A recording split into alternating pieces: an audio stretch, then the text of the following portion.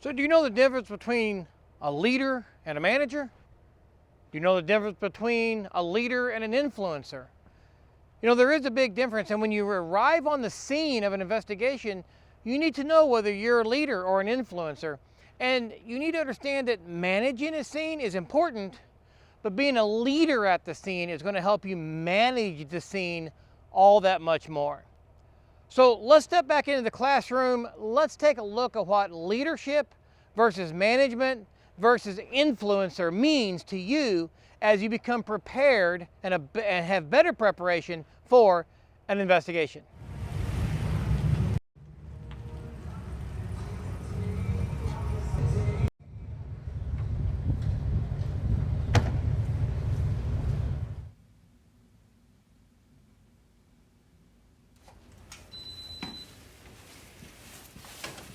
All right, now that we've got ourselves positioned back in the classroom, let's talk about leadership versus management versus influence. And there is definitely a difference. So as you can see here on the screen, leadership versus management. So let's talk for just a second about leadership. Leadership is the art of motivating, inspiring, and influencing others to act in a desired way in order to achieve a common goal. It requires that people are willing to follow. Now, I know I've heard it said that if you're not leading, if people are not following you, you're not leading, you're just out for a walk. All right, so leadership is the ability of motivating and inspiring and influencing others to follow you, to go to battle for you, to have your back, to, if you ask them to do something, they're going to do it because they want to do it. They look for you as leadership. Management, on the other hand, is a person responsible for supervising, managing, controlling, or administrating a group or organization or a part thereof. We all know leaders in our life, and we all know management. Managements are people who is given a job, get these widgets made, get these reports done, make sure the reports are correct, get this evidence logged, and they are responsible for supervising people to do a job. And people will only follow them because they're the boss. They don't have a leader. They're not the leader necessarily, but they're a boss, and so you have to conform to what they say. Management versus leadership. We all strive to be a better leader. We don't all want to be managers. Now, we can be managers. We can manage a project, but we need to do that in a leadership form, obviously. So let's look at leadership versus influence. Now, there's a big difference. Leadership versus influence. So maybe you're not the leader, maybe you're not the manager, but you have influence. I like to give the example sometimes of a church. So a lot of times churches have, of course, the church pastor. They may have deacons or elders or people in leadership roles, but then you have the influencers. You have those people that don't hold any quote-unquote authority or necessarily a title, but we all know Sister Mabel. And Sister Mabel pulls influence over that church body. She don't like the music, she starts influencing people to not like the music. If she wants the carpet changed, she starts influencing people for that. She has influence, right? And people will naturally follow her. She may not be a very good leader. She may not be managing anything, but because of her time in grade, so to speak, she's been there since she's a kid and she's 85, she is the influencer. So you, leader versus influencer, do you have to hold rank to be a leader? Do you have to hold rank? No. You don't have to hold rank to be a leader. There are times that you do have a corporal, sergeant, lieutenant, maybe they have rank, but maybe you're a detective or you're a coroner or you're a medical examiner investigator that is very highly respected in your agency and the agencies around you, and you don't hold rank over them. You may work for a coroner's office as an investigator, but the police detectives admire you and look to you for leadership and influence because you've went through the process of training and have proven yourself to be a really good investigator. Does holding rank make you a leader? No, obviously not. Just because you hold rank, for whatever reason and however you got that rank, doesn't make you a leader. It might make you a manager. You might be able to force people to do things, but it does not make you a leader. Ask yourself, are leaders born or are they made? Now, that's something I can't answer for you. I believe there's a lot about leadership that is born, because there's personalities, there's a certain type of genetics, I think, to go in to make a person's personality. However, I also believe leaders can be made in that people can develop their leadership skills. You can become a better leader. There are some people that just can never be a leader. They just don't have the personality for it. And that's just who they are and how they're made. Now, they may have been started out being a leader, but something may have happened in their life and caused them to change in some way, but now they are not. So I think they're born initially, mostly, but I think everybody can develop that. Maybe be a better leader or develop your leadership skills. So ask yourself as we go through this lesson and then as the days to come, how can you improve your leadership abilities right now? What can you do right now to improve your leadership abilities? Maybe increase your integrity. Maybe stop talking about other people when other people aren't around, because people know that as soon as they leave, you're going to talk about them. Maybe being the person that isn't afraid to take a call, isn't afraid to step up and work a weekend or a holiday, even if it's not your time. In my particular case, I'm the boss, and the coroner, we have a regional coroner's office. I'm the boss, but I still take on-call time. I still work weekends. I still work holidays. I don't work them all, and there's times that I have to leave to do certain things, or my other duties interfere with on-calls, and so I have other investigators.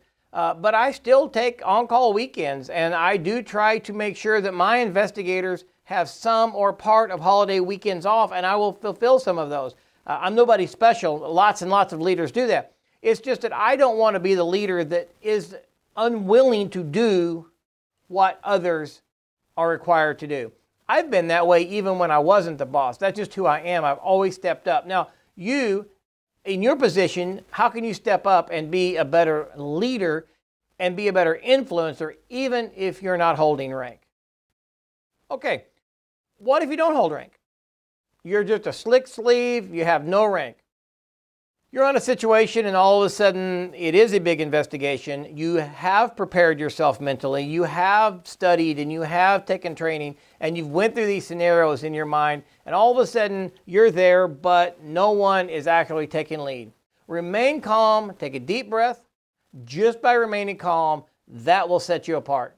I've been in a lot of situations, both as an investigator but also in personal situations or at family events or something, where something's going on and nobody's in charge and everybody's running around freaking out. Take some time, take a second, take a deep breath, calm down, and then just start taking control if necessary. If the brass isn't doing it, then just take control. 99% of the time, the brass, the administration, they don't care if you take control. If no one else is taking it, then you start slowly taking it and starting to guide that investigation, and they will allow you to do that more times than not, especially if they haven't stepped up first.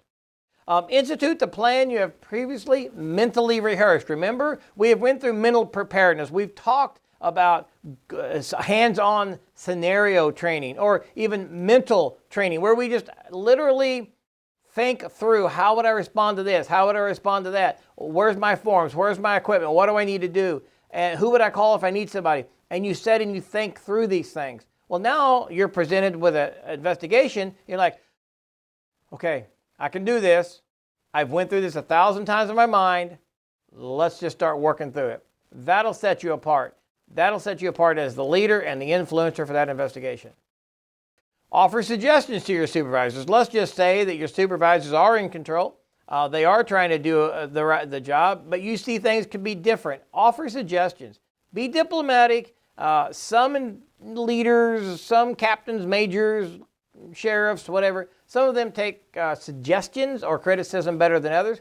Be diplomatic. Allow them to take credit. At this point, you do not necessarily need the credit for a good idea.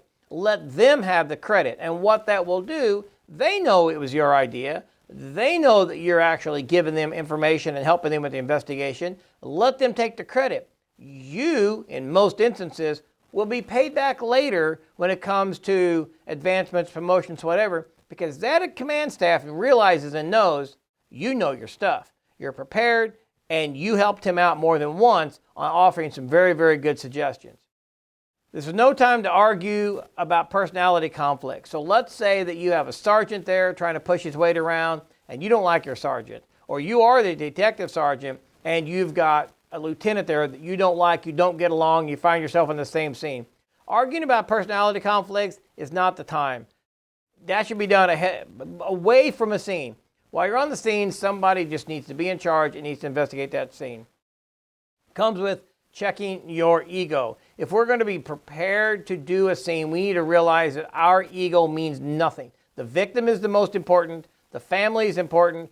Solving the case or crime, if there even is one, determining what has went on, that's important. Not your ego. Not whether or not you get credit. Not whether or not you're in charge and people know it. Check your ego at the door. It has no place at a crime scene or a death scene, certainly. And then just do what you know needs to be done without needing to be told or asked. If you've got someone in charge that's actually managing the scene and actually directing people to do things, and they are managing the investigation, then fine. Go to them, ask them what they want you to do, go do that, report back. They're the ones in charge. If no one's in charge, then just start doing your job. You know what needs to be done, just go do it.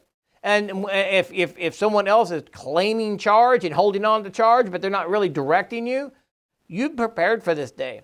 You are prepared to do this investigation. And as you start doing that, then they will let you naturally flow. If you're already established as a leader, other officers will look to you for guidance, so give it. If you are, built your integrity and built your influence, and I don't mean forcible influence, but influence because of who you are as a person and an investigator, people will start looking to you.